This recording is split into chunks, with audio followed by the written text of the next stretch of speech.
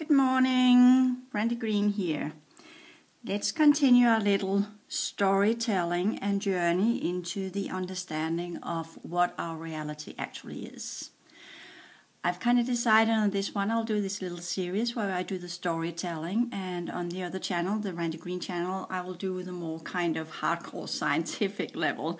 But this is where you get the understanding, and there's always been a good method of teaching people about the real realities in analogies, in stories, and in parables, as it's been used as well. But this time we're going to use storylines and understandings that are similar to the world that we live in, because what we're going to do here is not to create more division, not to add more to the veil of distortion, because the veil between the real world and this world is actually a distortion layer that's in your template. It's in your physical form, between your physical form and your original template. And your template is where all your consciousness and all the correct type of energy is stored. And that's part of you. The template has been alluded to as what's called the soul and all sorts of weird stuff. The spirit for some teachings. But it's actually engineered, and it's engineered by some very, very clever races. You might have engineered your own template. It's not something that's done for you. You can engineer your own template. You might have engineered it while you came here. You engineered it with a specific purpose. And you engineered it to function in a specific way, which would lead to that physical form that you have got. But these are some of the things that you will learn later on.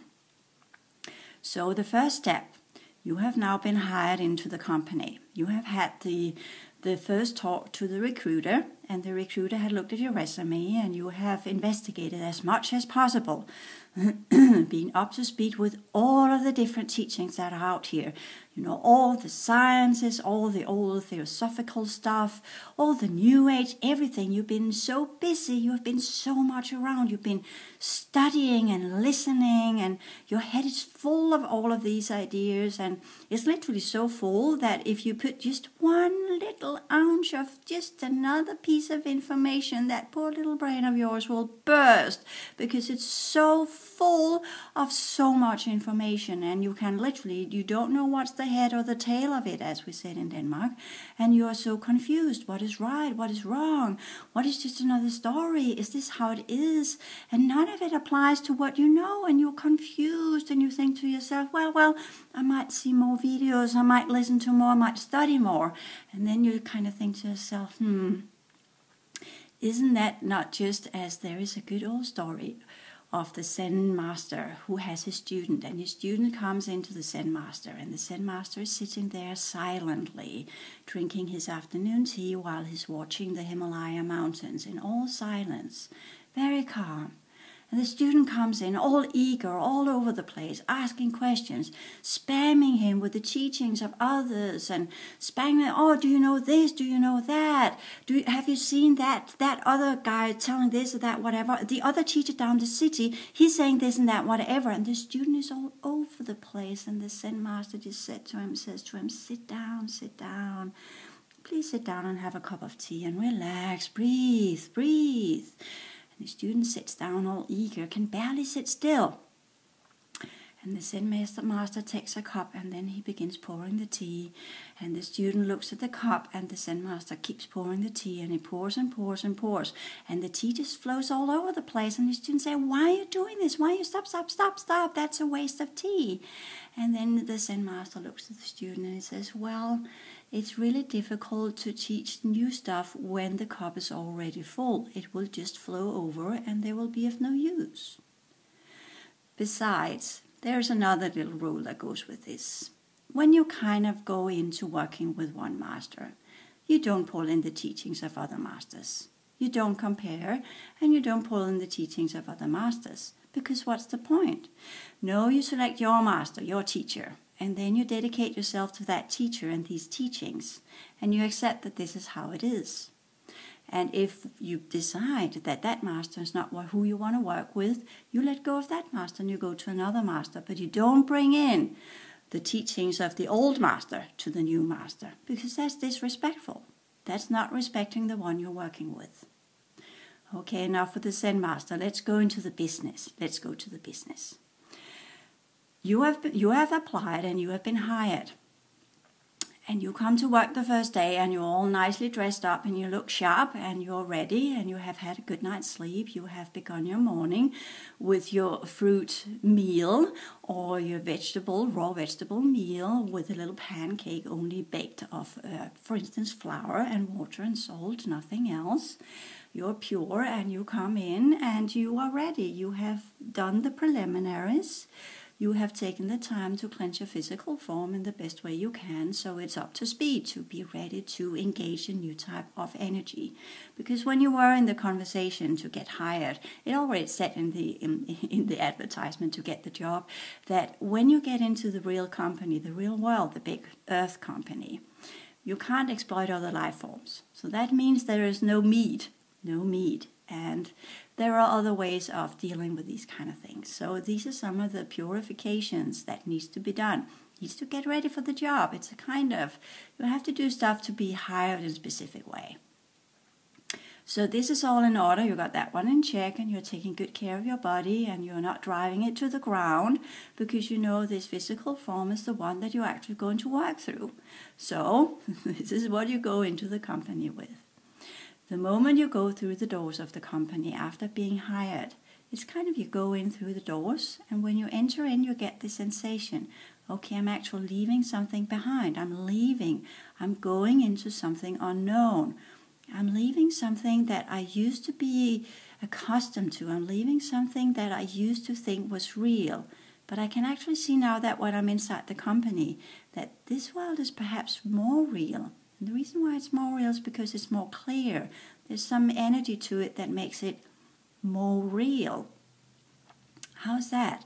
Because you kind of grown accustomed to that the real world is physical. That's the real world. What I can touch, what I can see, and what I can work with, that's the real world.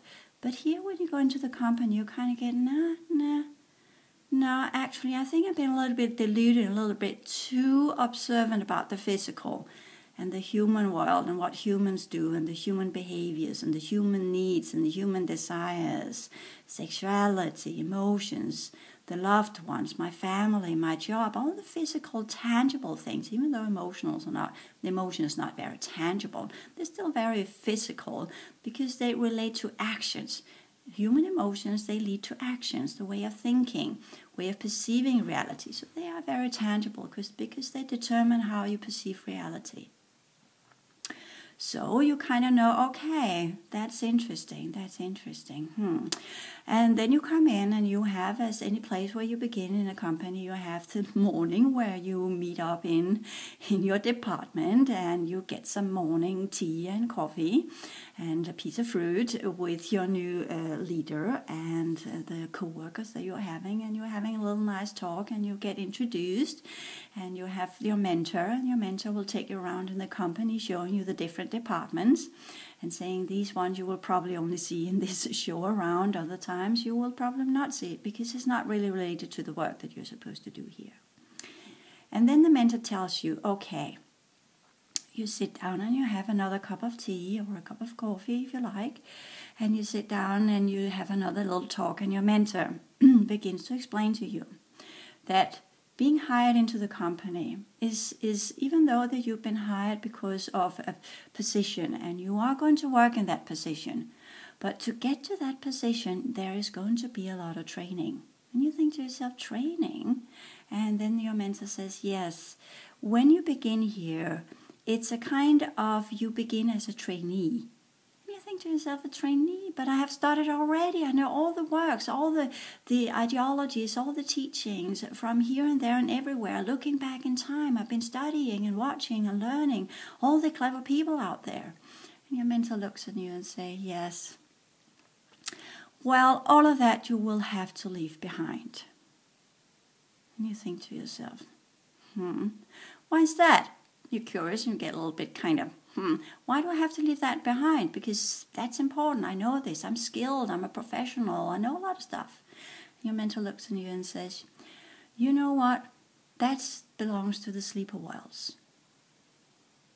And you just sit for a second. You think, sleeper worlds? And your mentor says, yes.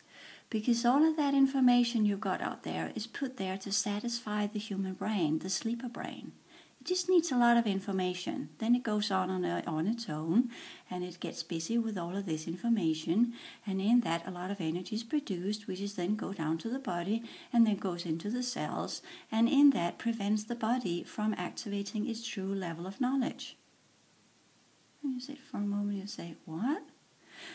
Yes, you see, the mentor says, you see, sciences have been put there first and foremost as an attempt to bridge in the real sciences.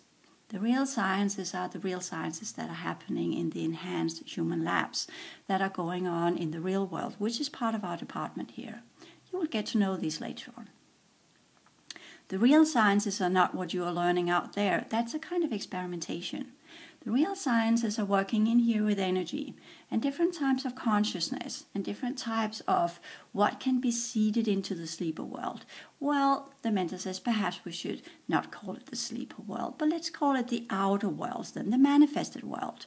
And that does not mean that the science labs are not manifest, because they are definitely, but they are manifested in a different type of energy. Energy, you say, what? Frequencies? And you feel very clever when you say that one, and then the mentor says, no, frequencies are kind of artificial energy.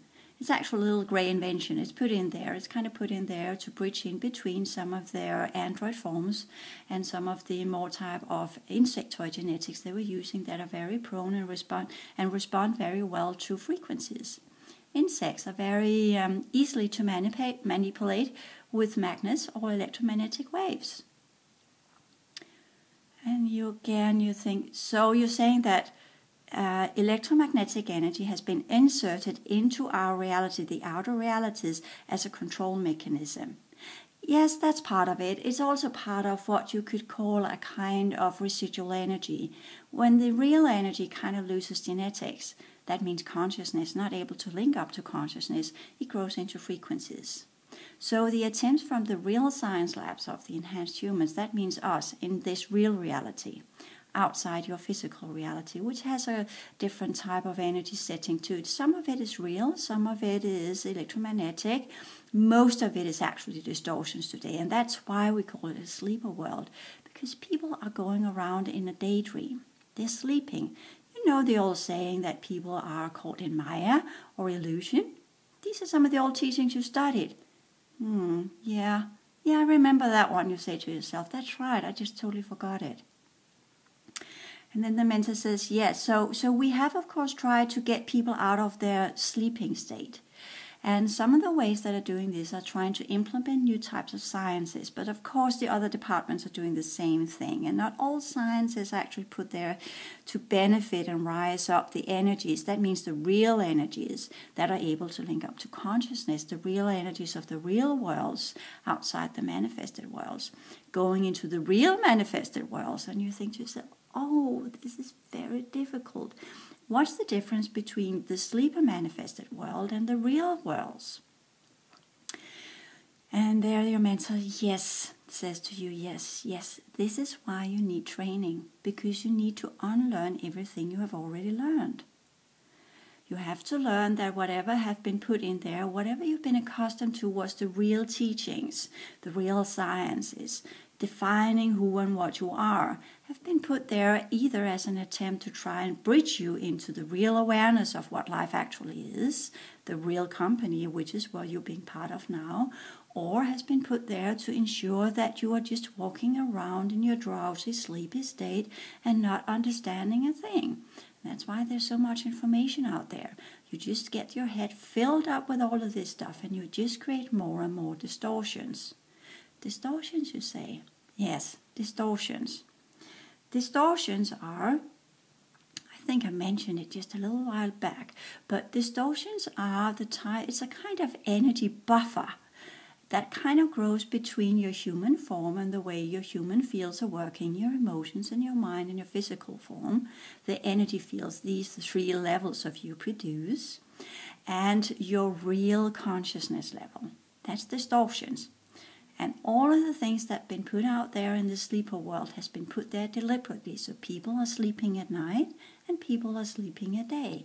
And during the daytime, they are having all of these ideas, thinking that what they're thinking and perceiving is real and acting accordingly. But it's such a highly controlled world that they're not even noticing that everything that's going on in their head is actually of no consequence. It has no effect on them or on others other than in the interaction with other people. It does not really affect the physical world. Aside from a few very, very clever scientists or new inventors, which of course are being imprinted and getting a lot of good energy from us in here so we can change the outer world, because it is time, and we know that. All of us in the company, we know it's time. Even though you might think you're living in a kind of advanced world, your world is similar to the old ones. You still live in houses, you still use other vehicles to come around, you still use other animals, you still do the same thing. In many ways, your life today is similar as it was in the Middle Ages. It's just the technology that's changed, but the way you live is still quite the same. The way you think is still the same, the way you feel is still the same for the majority of people. And you think to yourself, yeah, kind of right. The only reason why my life is going on as it is because I'm so full of my own understandings of who and what I am, my own processes, how I feel and how I think, and all the things I'm studying is filling my head all day, making me think and think and think, leading to other thoughts, and then I investigate more, and then I think more. And yes, a lot of things about my feelings are also kind of filling me during the day, how I feel about this and how I feel about that, and that person said this and that person said that, and how that made me feel, and what's going on when I interact with other people. That's actually right. I guess you say. I guess that people today are more into the whole kind of how they feel and think, and that's kind of consuming their entire day, aside from the work that they are attending. Yes, your mentor says exactly. And that's the whole plot. That's the whole plot. That is how you live in the sleeper world. And you say, okay, I get it. So I have to unlearn everything I learned. And your mentor says, yes. These are some of the first steps. That's called the clearing work or the cleansing work. Clearing, cleansing. Yes, because the distortion fields have to go. They're still highly part of your fields, your mental fields and your emotional fields. And you're saying as in plural, as in several emotional fields and several mental fields. And your mentor looks and you say, yes, they're layered. They're different layers of them. And you kind of need to clear these out. Different layers of your emotional field and the different layers of your mental field. And you say, how's that? How can there be different layers of that? And your mentor says, well, how old are you? And you say, I'm 35. Good. Then you can kind of say in your emotional field for every second of your day, there is a layer. Every now you have been in, there is a layer, because in that now you perceived and felt something. And you think to yourself, wow, whoa, that's going to take quite some time. And your mentor says, yes, it typically does. But you see, there's a fortunate thing going on here. That is that the layers, they interplay with each other. And since what you've experienced in the sleeper world is not really that high level information, these layers are easily worked through because quite a lot of them are similar, because that's the whole point of the sleeper world, is to control it in a way so you don't create a lot of different layers, which would actually begin to expand your awareness into your template level.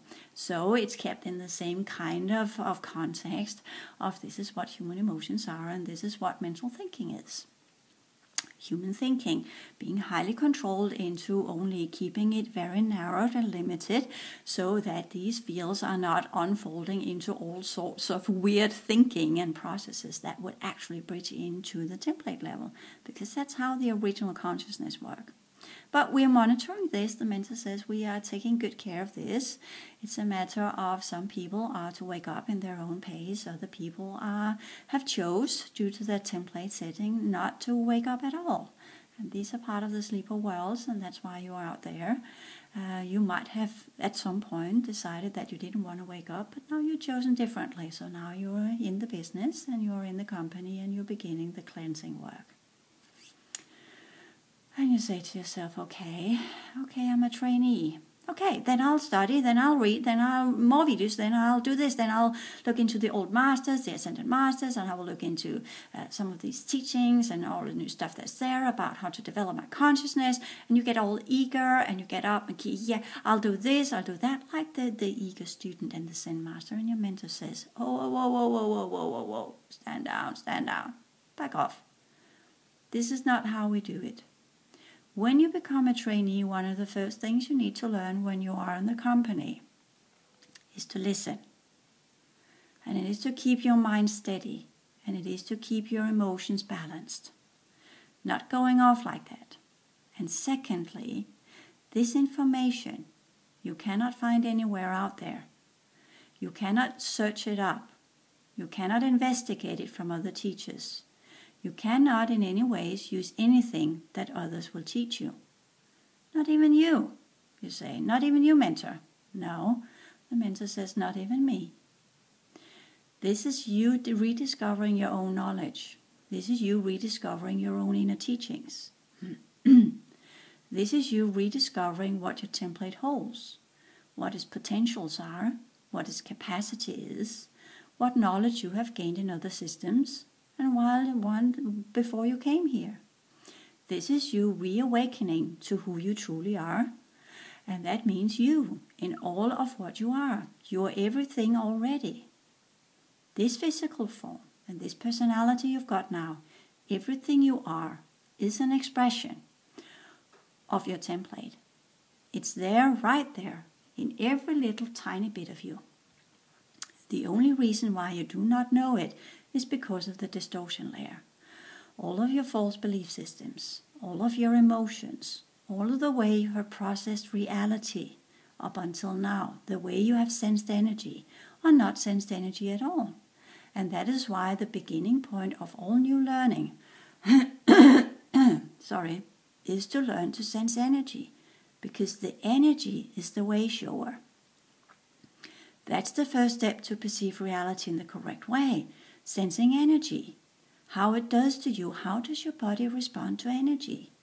Where do you feel it and how do you feel it? And if you feel it somewhere and it hurts, what's there? What pattern is sitting in that physical area since it hurts?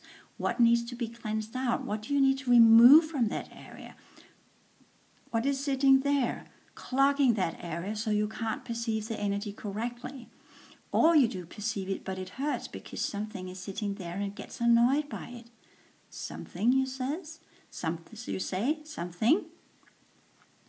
And then the mentor says, yeah, one of the unfortunate things about the controlling of the human emotion fields, the sleeping fields, the way that things are going out there in the sleeper world is that it's kind of not using the template correctly. And when the template that's behind the physical form, which should be working in a much higher energetic level in much more advanced worlds, and since we kind of downsized the outer worlds quite a bit to control how this was going on, due to the majority of people out there actually choosing to do so a long time ago. But of course, unfortunate side effects have come of this.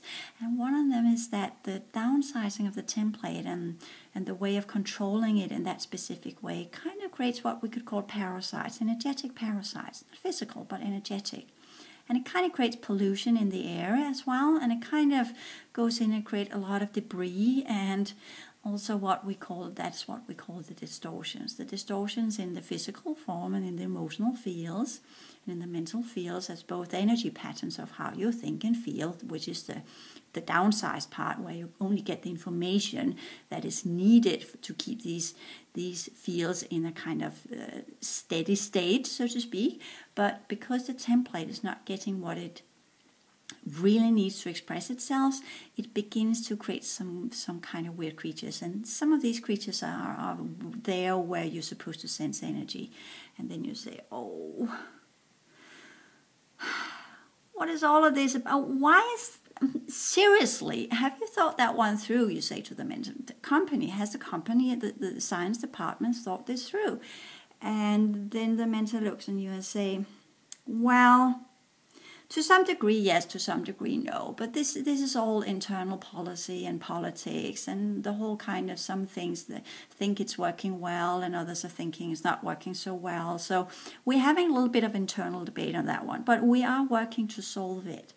And this is part of the whole process of actually going in and looking at the resources that are in the sleeper worlds, and looking at the templates that are kind of there that can be activated and should be activated, really do not belong there. So we're kind of beginning to pull them back in, pulling back into the company, because they got kind of fired a long time ago, or they chose to leave the company because they got a little bit tired of all the different departments, and things were not really going the way they wanted to. And the company has undergone many different types of what was the most important thing, and different goal setting and different markets. And we have been in a process as well as everybody else.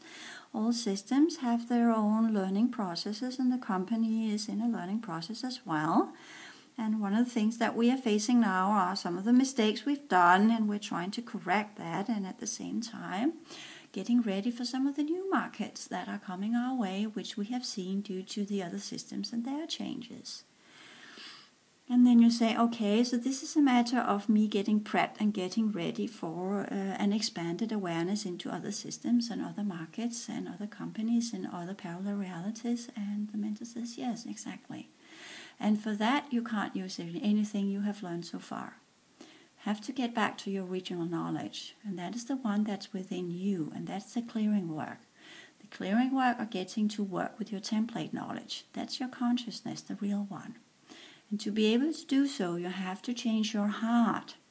That's not just a physical heart, it's actually a field that is positioned right there where you have your thymus. And in that, you too also have to change your brain. You have to learn to work with your brain, because your brain creates a field. And that field right now is just running on what's called frequencies. And these cannot reach up to true consciousness, because you have to alter your brain to get out of brain waves and get back to the original way it used to work. The same with the heart field. That's the beginning place where you begin working with true energy. That's where you can create that energy to begin with. So it's a matter of you slowly learning to take your body out of its sleeper state. You take it out of electromagnetic fields, out of the electromagnetic waves, and out of the electromagnetic particle state. And you turn it slowly into fields of true energy. And this has nothing to do with DNA. That's just another way for some of the other departments to be able to bridge in and make you do specific type of energy exercises, giving you that information. And besides, the whole scientists, when they look at DNA, they can't really see it because it's so small, so they're using equipment. They're using machines to detect the sequences in the DNA, and they are thinking that they are looking at something that is the building blocks of the human body, but they're just looking at frequencies. And of course, there are the different type of frequencies, which they then, because the information we have given them, change it into some kind of concept where they get the understanding that the body is built of codes. That's how DNA is to be understood.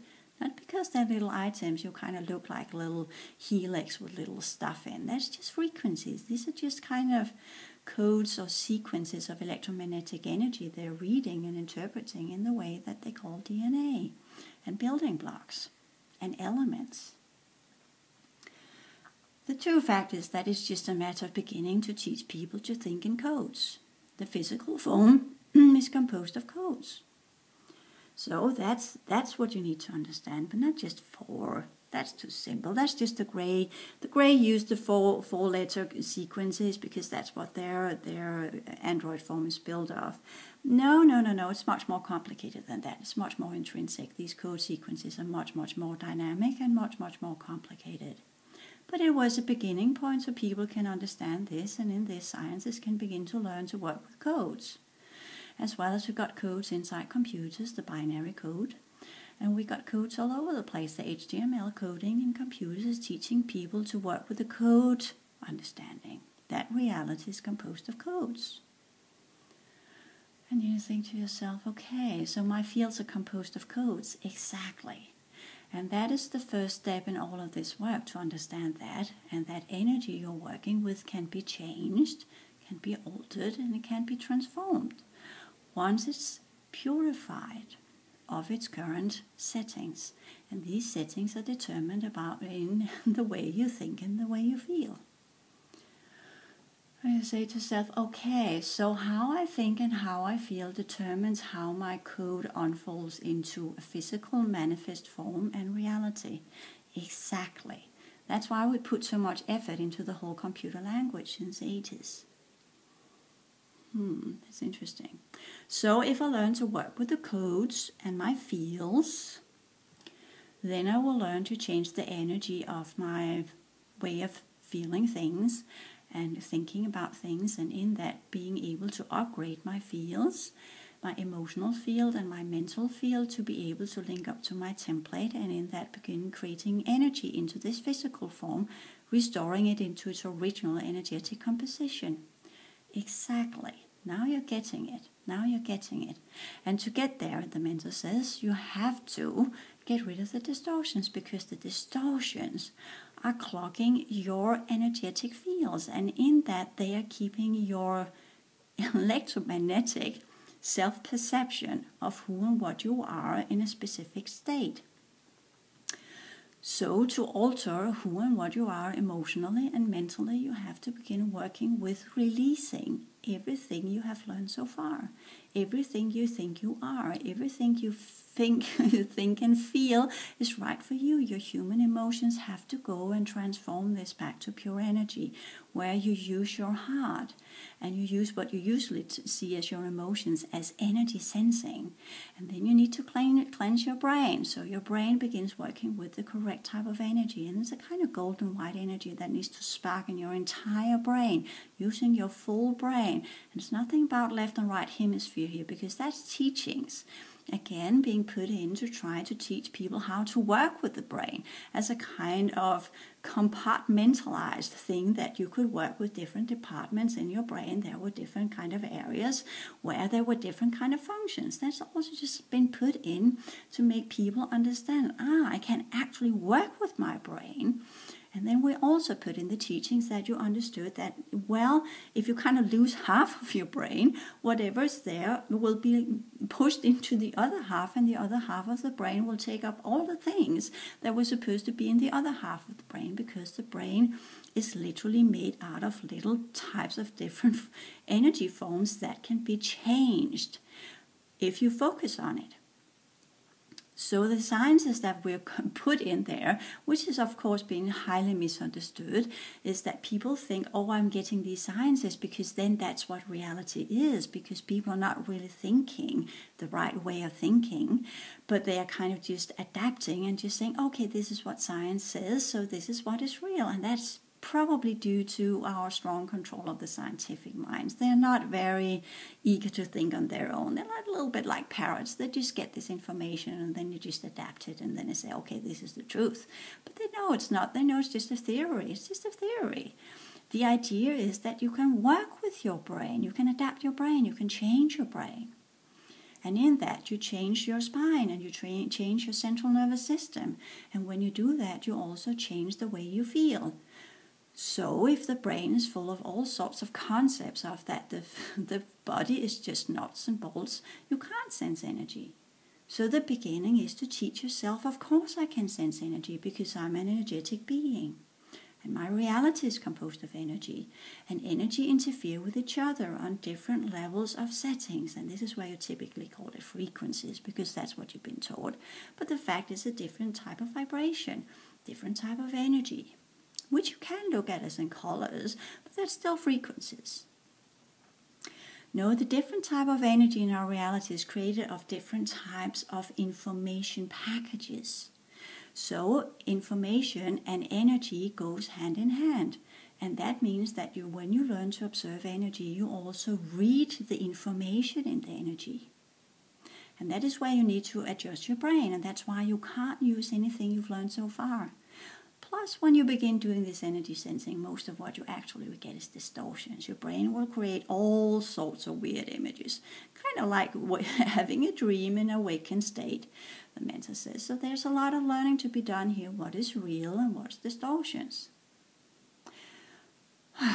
you sigh. Okay, tell me, then when I work through all my distortion scenes, my share of reptilians, my share of aliens, my share of fairies, my share of divas, my share of little gnomes, and my share of weird races and crickets and spiders, and the mentor said, there's some of these things are actually real beings. But aside from that, yeah, when you've seen your share of all of this, then you say, okay, what do I see? What will I end up seeing? And the mentor looks on you and says, you see, that is where it gets very, very interesting, because that all depends on what's in your template. And you say, yeah, because that's why we want to reactivate the template level of understanding and knowledge, because what you see and what you will perceive in this reality, and in that amplified inner reality and seeded into the sleeper world, is the perception level and understanding and knowledges of energy and consciousness, which is energy with information, that you have got in your template. And the moment you get connected to the original knowledge base you hold, you will begin implementing it into this reality. And from there, this reality will change accordingly. And you sit for a moment. So you're saying, 1 minute. So you are saying there is no objective reality? And then the mentor says, exactly. There's relative realities. And our system needs these relative realities to blossom into the sleeper realities, because just having them here in different pockets have been working well. But there are a little thing about the sleeper world and the manifest world, and that is we haven't really used its resources correctly. It has been kind of a little bit exploited, which is unfortunate, because some of the previous departments and the leadership of some of these departments and their stronghold of the company have misused this a bit, and this is also why we have the distortions and the parasites and the stuff that needs to be cleansed up. But we are working on it, and we do want to set things right, and we need to combine the different energetic settings of the company with the sleeper world, because it's very important for everybody to move forward. You see, there is this kind of, everything is kind of interconnected. So the huge separation that has happened between the sleeper world and the other types of energetic worlds is kind of growing too big. And because of that, that's actually kind of, it's kind of cutting off half of a reality that's supposed to work in a specific way.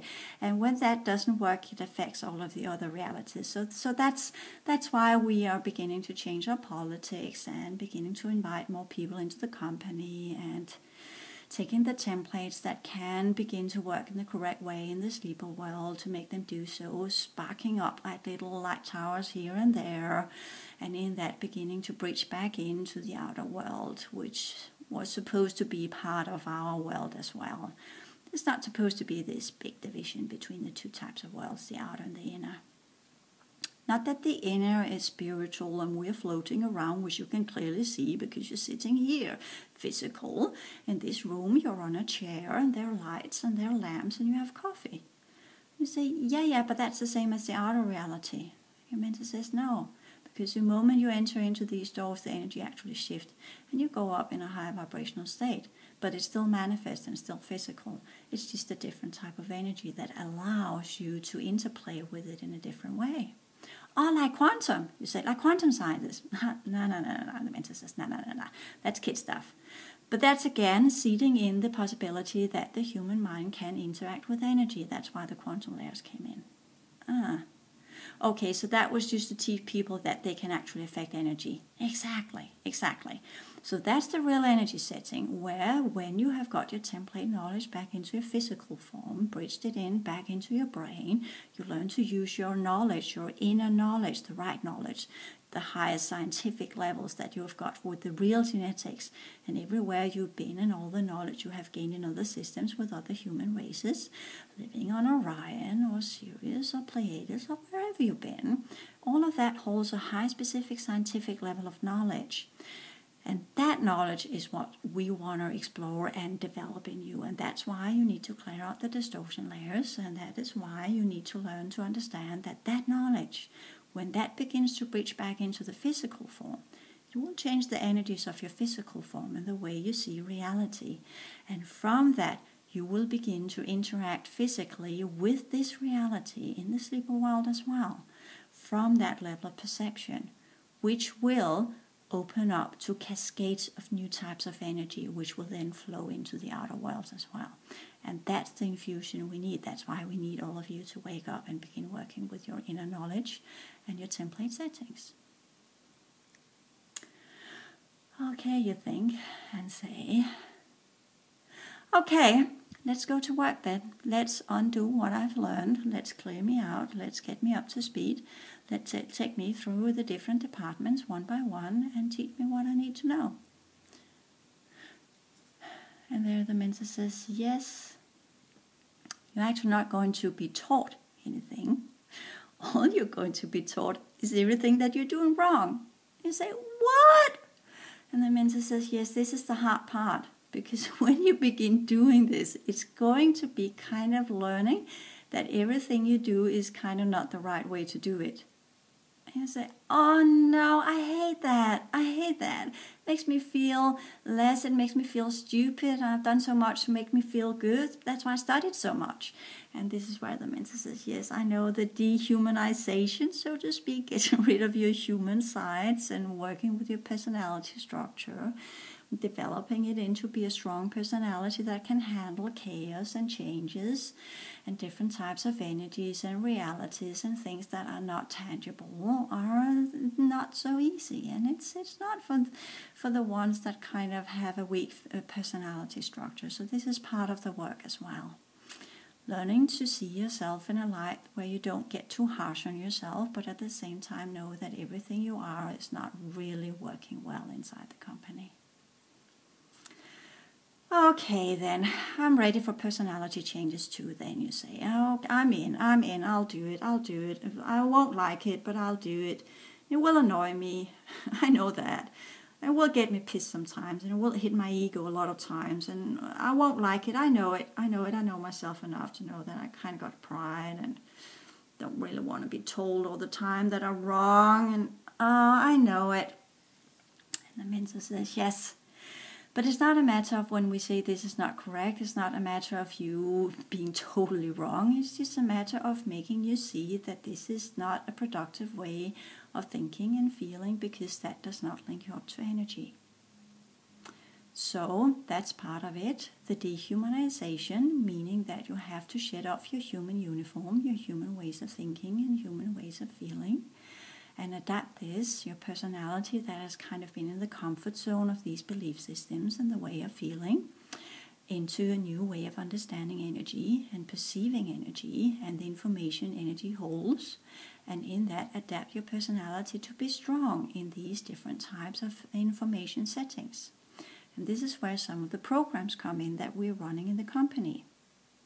And you will be prone to these programs, or put into these programs, and they will develop you as you go along and do your energy work and your clearing and your meditation and what you need to do to be able to work with the correct type of energy, and at the same time clear out the distortion layers.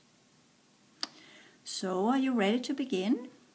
You say to yourself, yeah, well, I might as well, I'm here. Let's take it one step at a time, one day at a time, one moment at a time, and see what would unfold. The mentor says, yes, that's the way to go around it. So, shall we begin? Yes, let's.